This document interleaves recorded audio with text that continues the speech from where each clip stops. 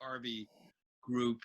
Two of the members, Mark Harvey and Peter Bloom, are with us, and as are listeners from all over the world, as I said, some of whom were not born when this concert took place, some of whom recall the concert.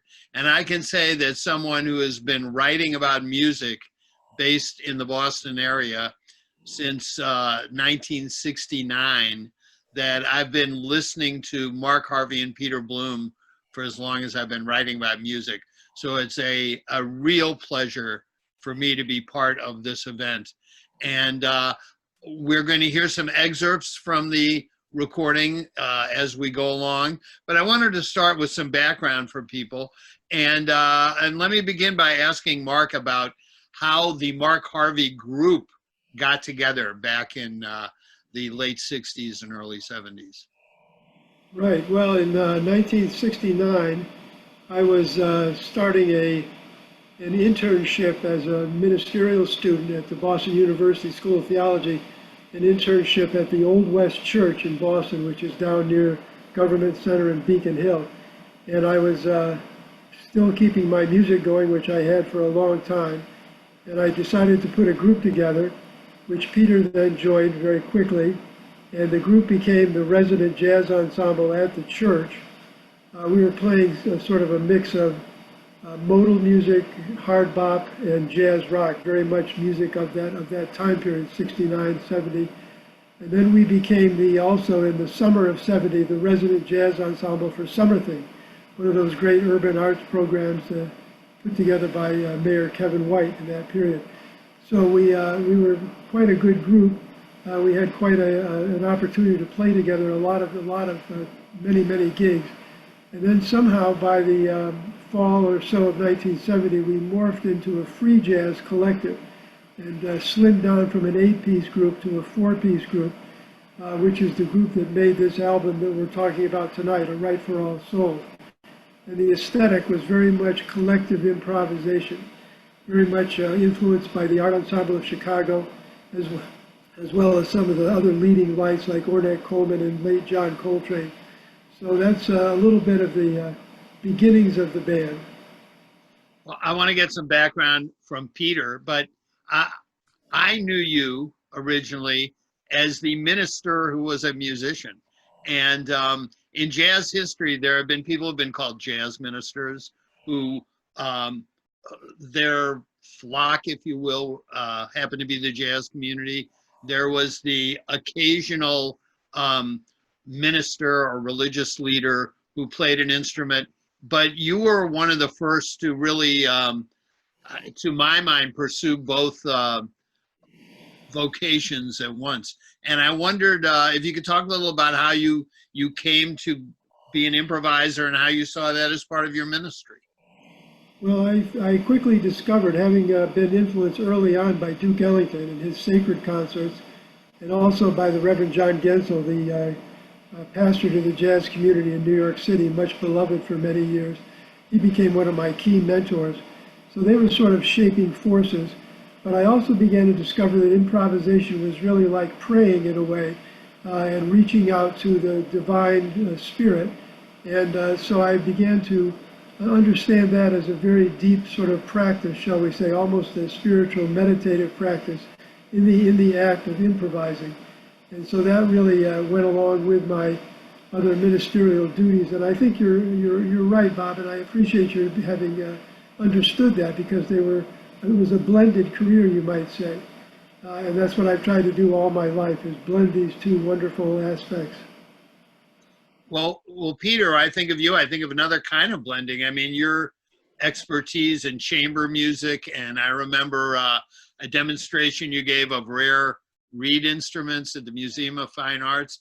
So talk a little about your background. I know Mark is from upstate New York, am I correct? That's correct, Binghamton, New York. Binghamton, New York. Now, are you a native Bostonian, Peter? Or? I am. I wanted to be here when I was born because my mother was here at the time. We were close. I grew up in Boston, grew up in Everett, Massachusetts, in fact, now where there is a casino, but that's a whole other story. I met Mark when we were both students at Boston University. I was an undergraduate and studying philosophy, of all things, and playing a little bit on the side, mostly rock and roll, rhythm and blues, saxophone. Um, and Mark and I met and joined a sort of a mixer band to play rock and roll at mixers at BU.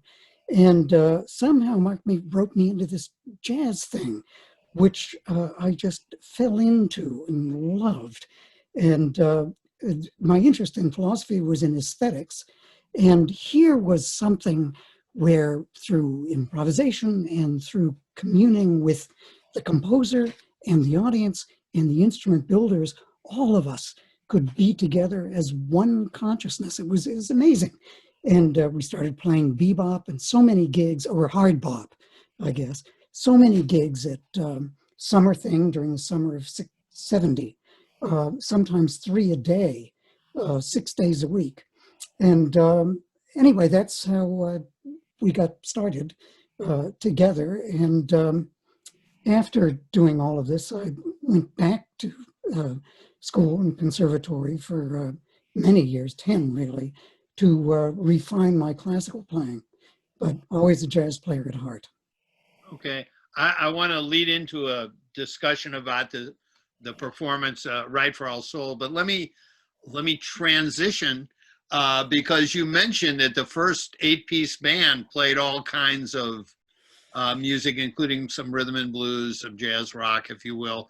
But you seem to very quickly have evolved into the more, what was called free jazz at the time, or the new thing. But now might be considered just improvisational music. And I wondered if you could each talk a little bit about that transition, where that became more of a focal point in what you were doing. Well, Peter and I co-taught a course at the Beacon Hill Free School. It was organized by Jack Powers, a poet and a community arts leader right down the street from the Old West Church, at his Stone Soup Gallery.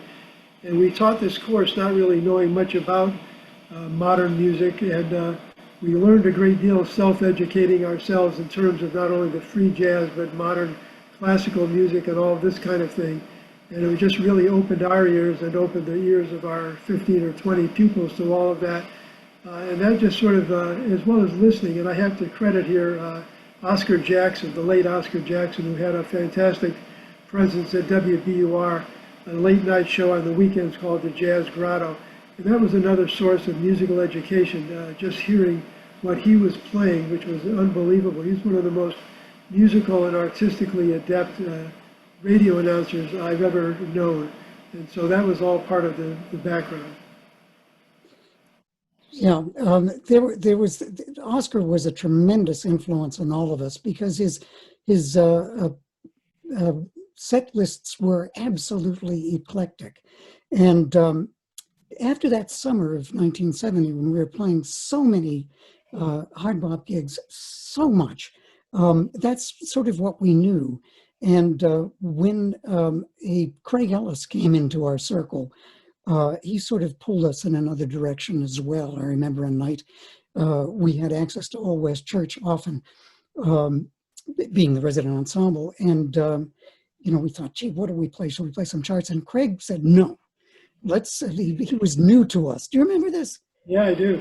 I'm not playing those stinking charts. Let's just play the music.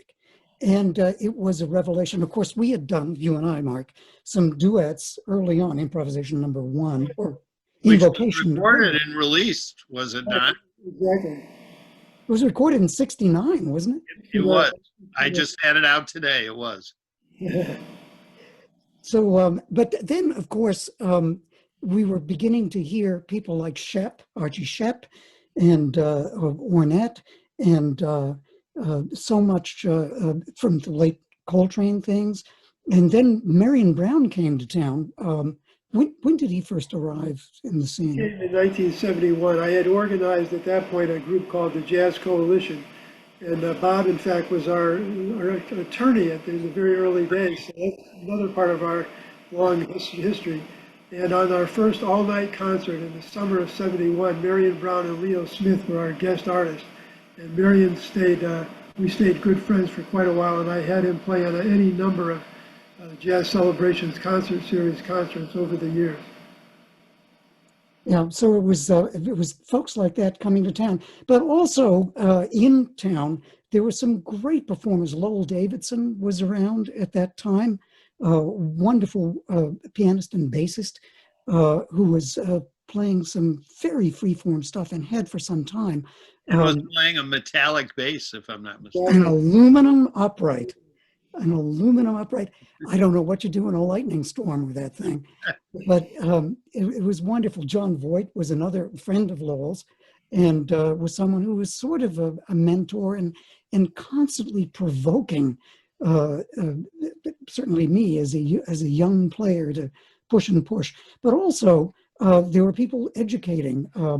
Sam Rivers came to town and did some master classes, as did Carl Berger and folks like that who were really pushing things. There was a scene in Woodstock, New York that was somewhat influential on us, I think, as well. Right, Mark?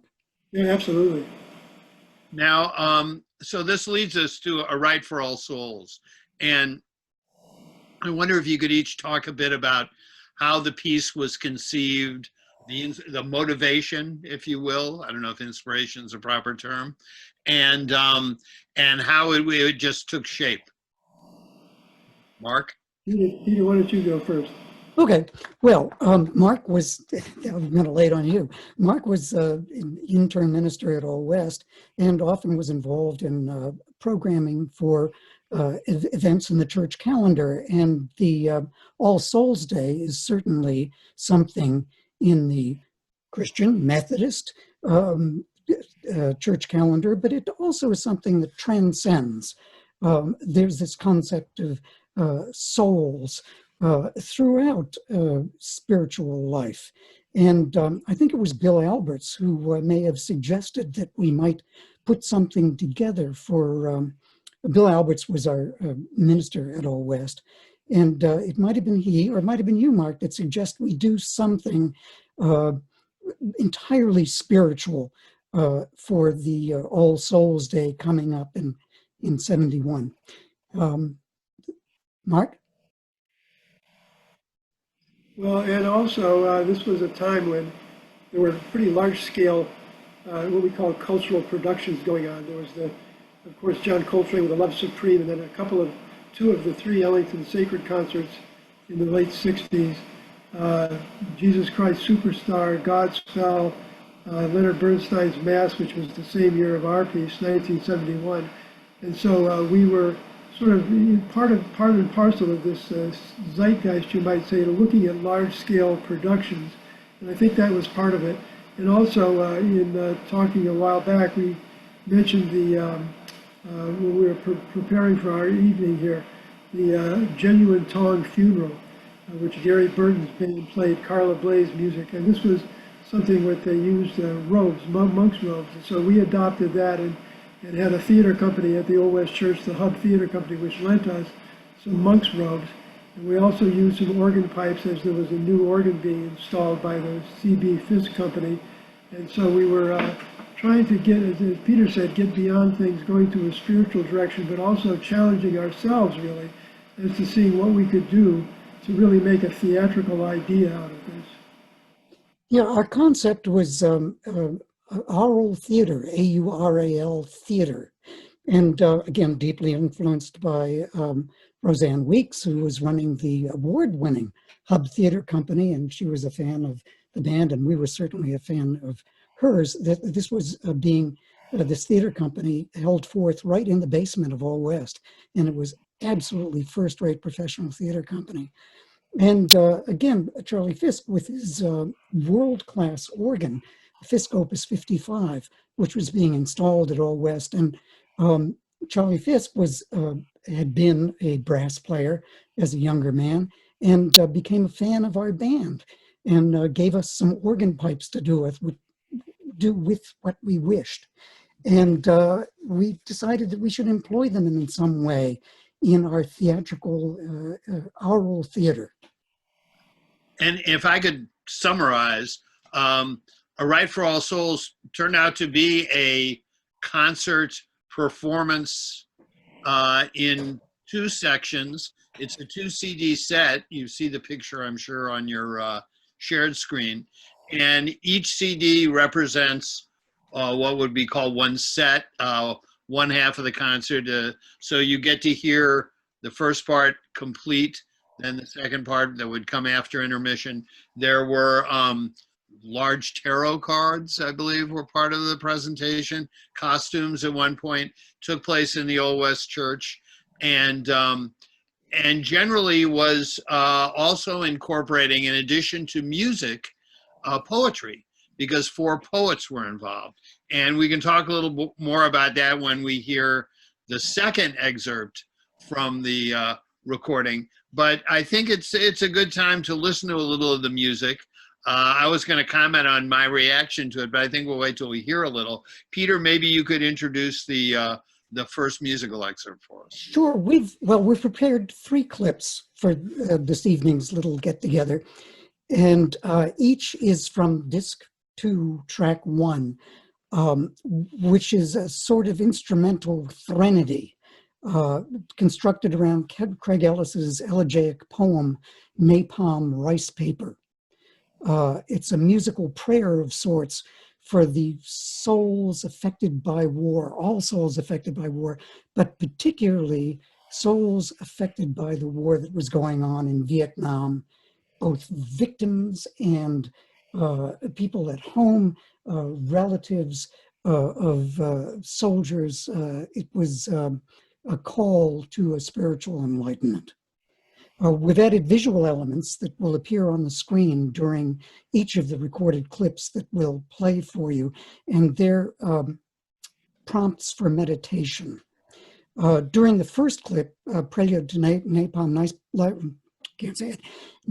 Rice Paper, you'll see an image from a poster from a performance of A Rite. The image is rendered from a 19th century photograph of some pre-Columbian Aztec masks. We imagined that those masks were used in prior rites for souls. This clip will run about 3 minutes and 45 seconds. Shall we hear it? Hear it.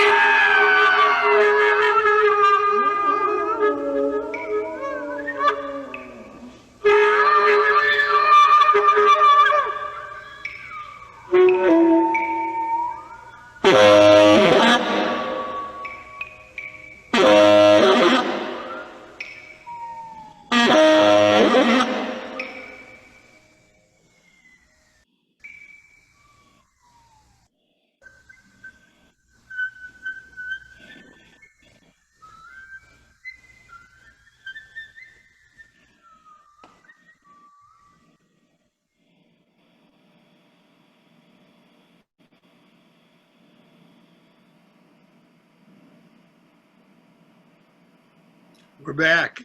And so you heard Mark on French horn, followed by me on tenor saxophone, Craig on piano, and Michael Standish on piano harp. We had the innards of an old upright piano in the space as well. So we had a Steinway grand in the church, and also this piano harp installation sort of thing. And later in the performance, you heard Michael on claves, the Latin percussion instrument, the claves. Okay. I noticed someone raised their hand, which made me realize I forgot to mention that we're not set up to be interactive with our audience. And if you could make sure your mute buttons are on out there. And at the end of our session, we're going to give you some links where you can post comments and questions. But one thing I wanted to point out just about the performance is I think that what makes spontaneous music of this type the most successful is a sense of form and a sense that the musicians are listening to each other. And that really comes across in this entire performance, whether we're talking about triple forte or triple pianissimo.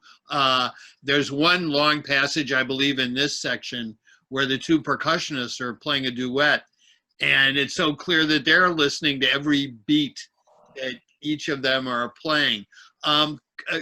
Talk about how you build that trust in a group. And, you know, I assume this isn't the kind of performance you could have done the night that Craig said, throw away the sheet music and just play. It took time to develop that, right?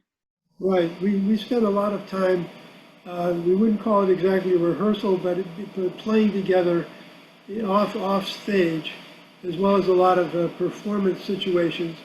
And you're absolutely right. It's that notion of what I call it, what I am teaching. I tell my students it's a chemistry. It's the idea for the Ornette-Coleman Classic Quartet, for instance, or the Coltrane Classic Quartet. It's a matter of chemistry. You can't just job in a piano player or job in another percussionist. You have to build the trust, as you say. And this is done by a long process of playing together, making sure that you listen, and in fact, building listening skills that are every bit as important as the performance skills on whatever instrument you're playing. So that's absolutely what we were after, was collective improvisation that was both listening and expressing our own contributions. Yeah, I think our aesthetic was to try to enhance the silence in some way. And it's hard to enhance perfection. So, you know, our performance was a matter of trying to improve on very good silence. There's also an aphorism we have or at least I use in flute playing and teaching, which is playing music is just a way to while away the time in between taking deeply significant breaths. And I think it was very much, it's always a matter in good performances of any kind to focus on the breath of the audience, and realizing that that's the life force. What happens around that is to enhance that. Another thing that really strikes me about this music, because I remember the Old West Church, is that it really brings up images of the church to me. So much great music. You mentioned Sam Rivers. I have a photo of Sam and Cecil McBee playing an all-night concert. I believe Norman Connors was the drummer at that event. I recall interviewing Kenny Dorham the night before he passed away. He had come to Boston for a benefit concert. and I believe it was his last. He played a chorus on A Night in Tunisia. It was his last public performance. But you can hear the church in this recording, and particularly on the Gary Snyder poem where the whole band begins chanting, you really hear the church. And Mark, I wonder if you could just talk about the Old West Church and the neighborhood and the whole scene. Well, the church itself, there's the Old North Church, the Old South Church, and Old West is the third one, which is maybe a little less well known on the tourist circuit, but it goes back to 1737, and the various ministers and congregations for the first 100 years or so were very much involved with the American Revolutionary War, with the Underground Railway, and by 1898, it had ceased to become a house of worship and became a public library. In fact, it was the polling place where JFK voted in his own 1960 presidential election.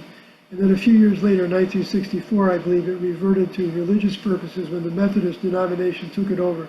So we were fairly, in other words, people who were involved with the Old West Church, it was sort of a new lease on life for that old historic building.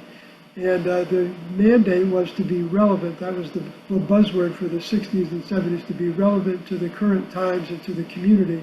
And with the Reverend Bill Ablitz, who was mentioned earlier, he really had a very wide and deep vision of that. And so the outreach was to homeless youth who were part of the counterculture, to homeless street alcoholics, to people who had been dispossessed by the old West End urban renewal. They still came for a lunch gathering, to once things heated up in terms of the anti-Vietnam protests, we became a resource for legal and medical people during those things. So it just became a real community center, you could say. And the arts, we saw the arts as very much a part of that and a very important part of it.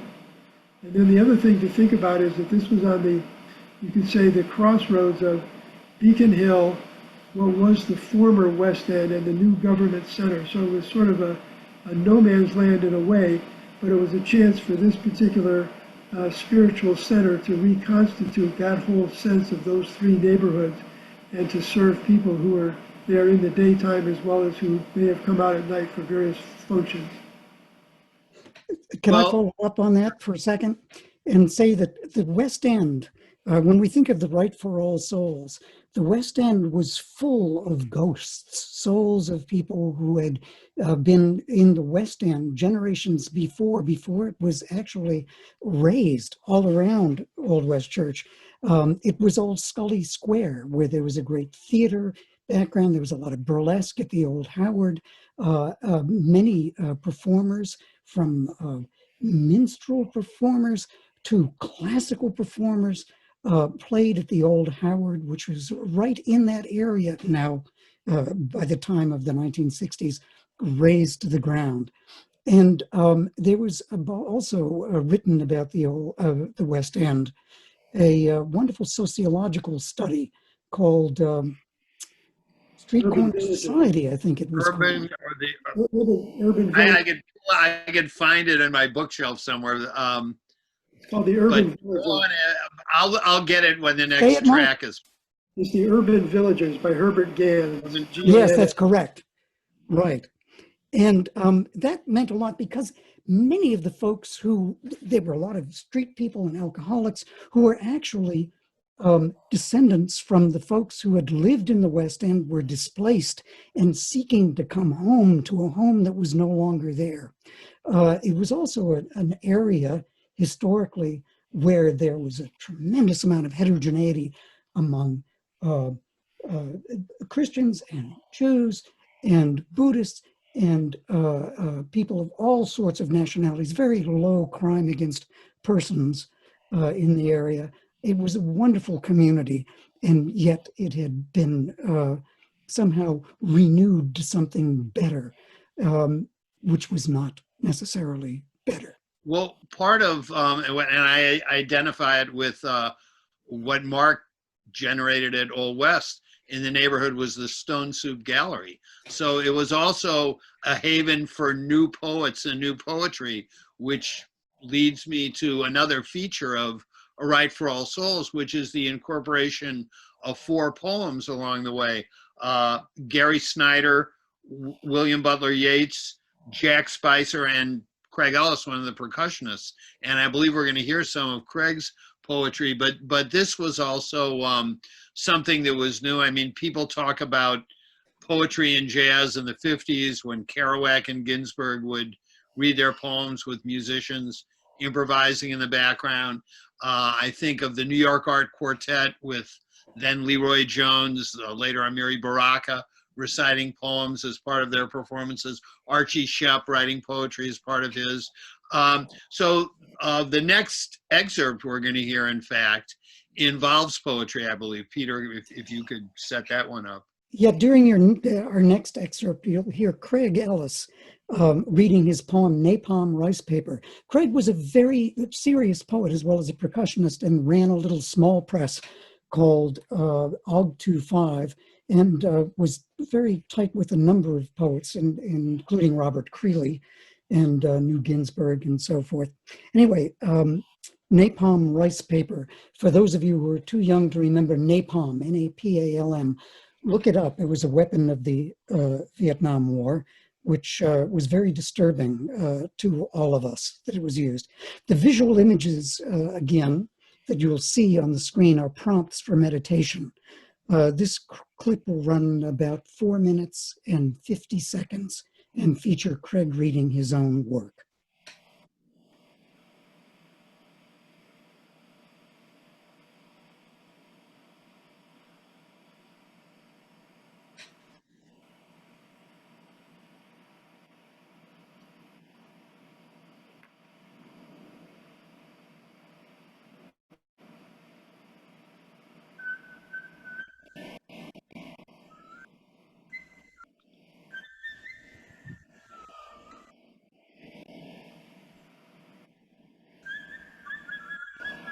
Oh, the roses and the children.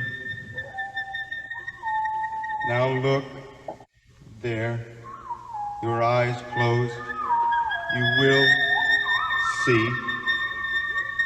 Oh, the roses and the children. How they run, screams, fading back into the forest. Oh, the roses and the children. How it clings there to the skin like a flower, the flesh curling, falling away. Oh, the roses and the children. Do you remember the garden we kept, the seeds we planted? Oh, the roses and the children. Do you remember burning? Oh, the roses and the children.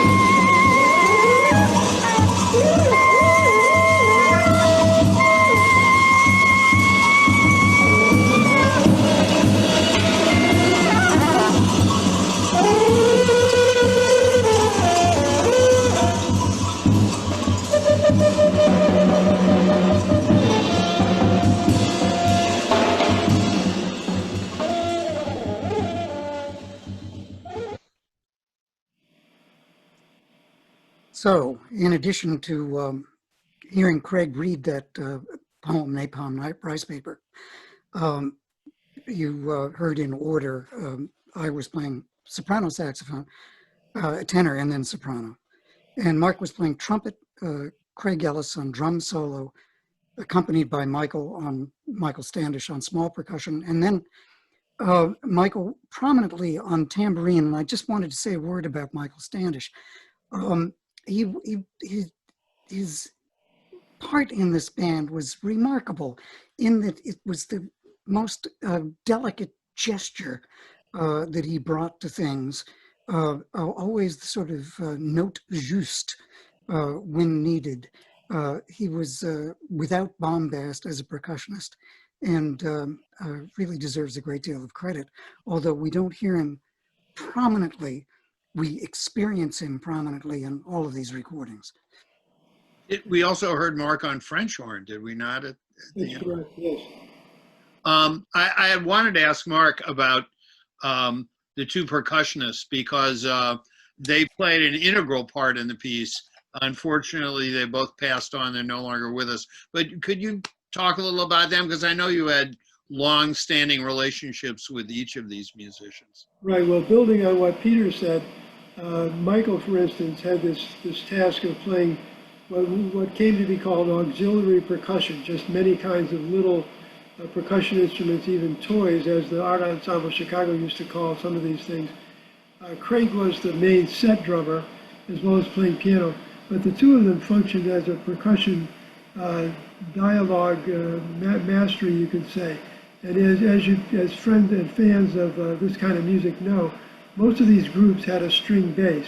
Werner Coleman got rid of the piano, but he kept the string bass, and the Art Ensemble of Chicago had a string bass, plus everyone playing percussion. We went them, I don't know if it's one better, but one in a different direction. It had no bass at all.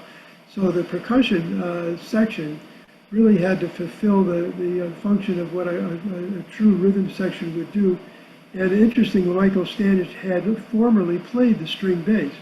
So I think he brought some kind of a musical awareness informed by that to what he did. And then Craig, of course, was a brilliant set drummer, as well as being able to play as a percussionist, meaning not thinking in terms of jazz patterns so much, but of the little sonic expressions that you would have here and there. So the two of them developed that aspect.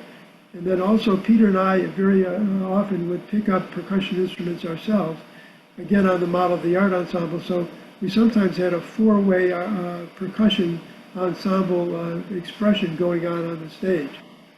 Now, each of the percussionists were also artists in different media, were they not? This is true. Craig was, of course, a poet, and a very fine poet, and pretty widely published, as well as a poetry editor.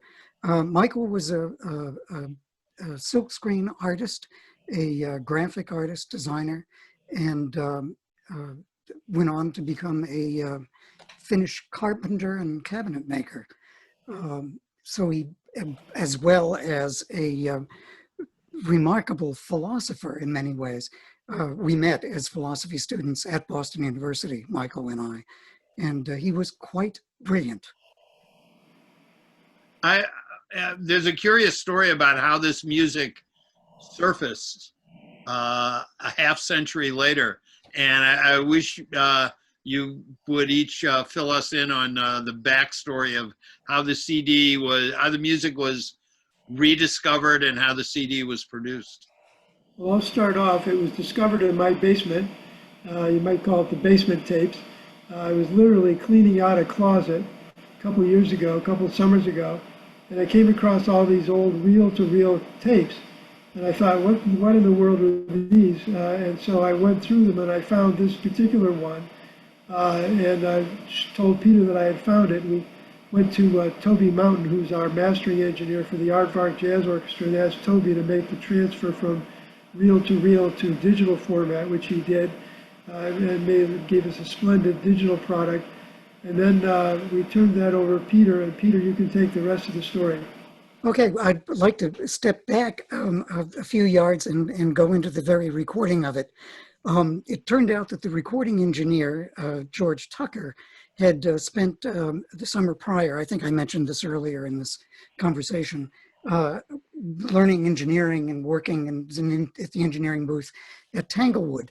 And he offered to come in and record this concert. We didn't really have any hopes that it would produce a great concert tape. We really had no idea what was on the tape. We'd never listened to it in the years before, since it was made and put away.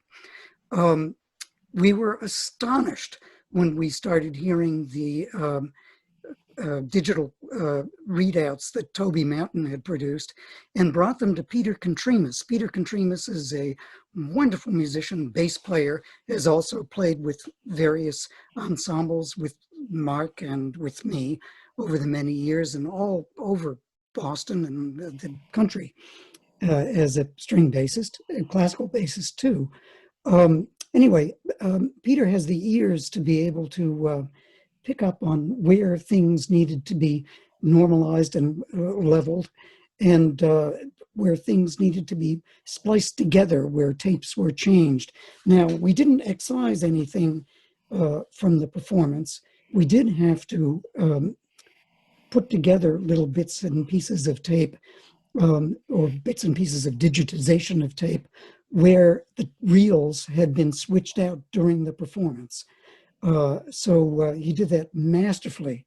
And what we're missing in the live performance may be a second or 2 or 10 of moments when the tapes were exchanged.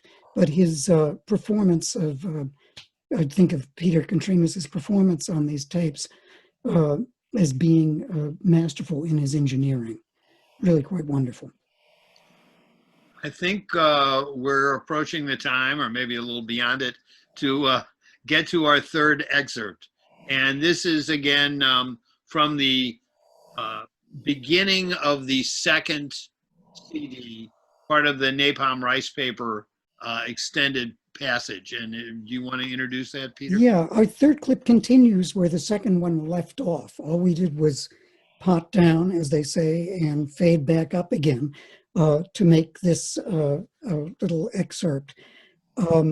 We think of this section of the Rite for All Souls, this whole bit after Craig's reading, as being a rite for the souls of the children. You heard about the children in the poem. And you'll see landscape photos, these meditation prompts. These landscape photos are from Vietnam in 2019. This clip will run about 4 minutes and 45 seconds. Shall we hear it?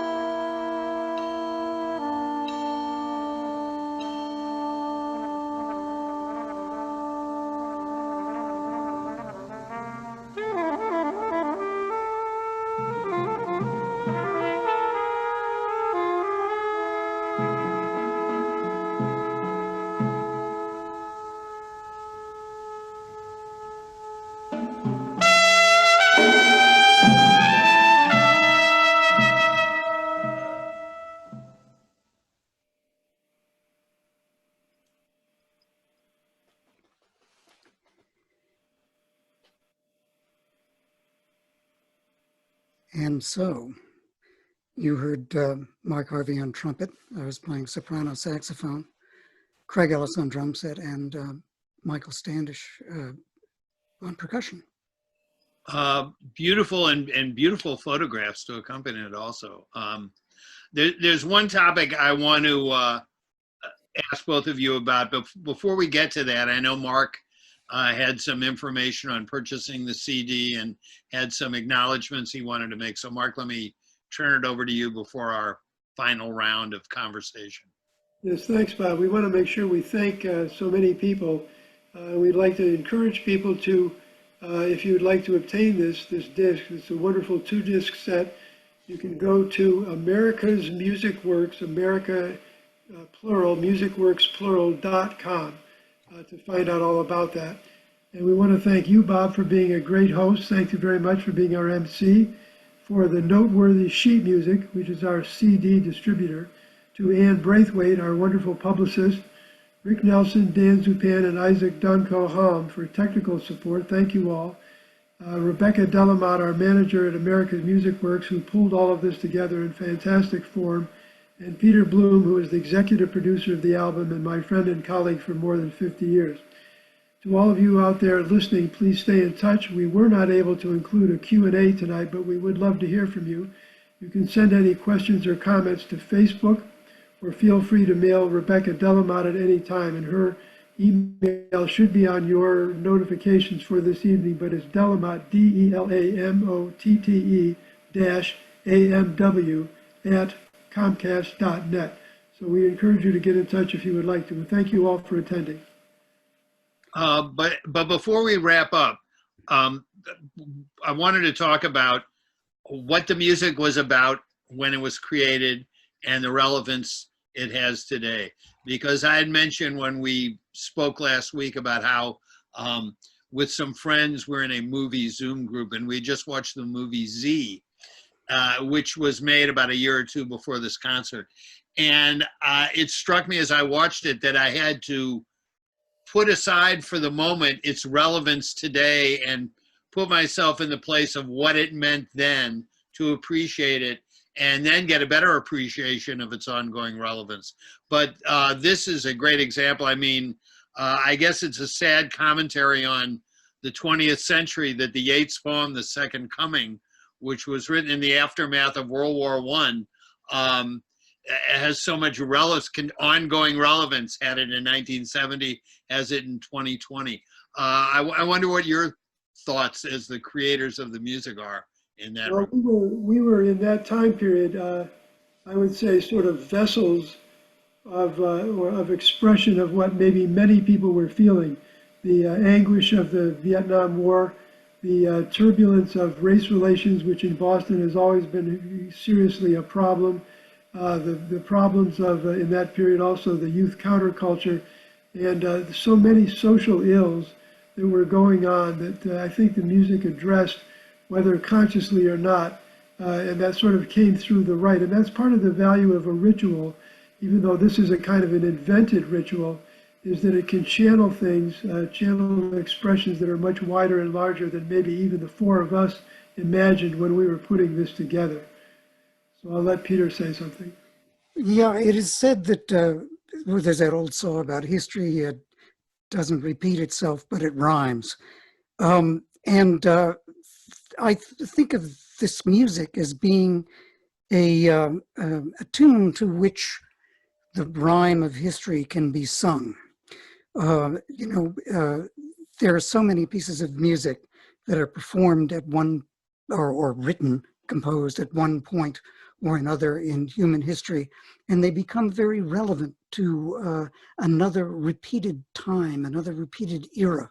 So we can hear Shostakovich today and be informed by his experience. We can hear Beethoven today.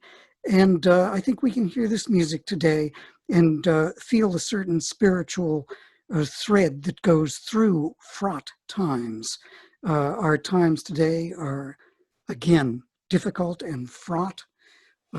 We are really at a loss for what to do, but we made it through the last time. We hope we'll make it through this one, and perhaps the music being made now, not so much of it being made really in public performance, but music will be made about this time, which will speak and help lift the spirits of the next time round. So we're hopeful that this is a balm in a way, to know that we've gotten through things before. And we hope that this is spiritually uplifting. I can only add that it's one of the most striking recordings that's come my way this year. And many of you know Mark and Peter through the Aardvark Jazz Orchestra and know that their commitment is ongoing and their creativity is ongoing. But I think it's well worth taking this opportunity to hear them in the formative stage of their musical personalities and in a more intimate context that really does speak to today. I wish I could quote Yeats accurately, but it's up to all of us not to lack conviction. I'll just leave it at that, and urge everyone to get this music, hear this music, think about what this music is saying, and act accordingly. So with that, I want to thank everyone for their participation tonight, including all of you in the audience who joined us. Stay safe, stay healthy, and stay committed. And vote. Thank you, Bob. Thank you, Bob. Good night.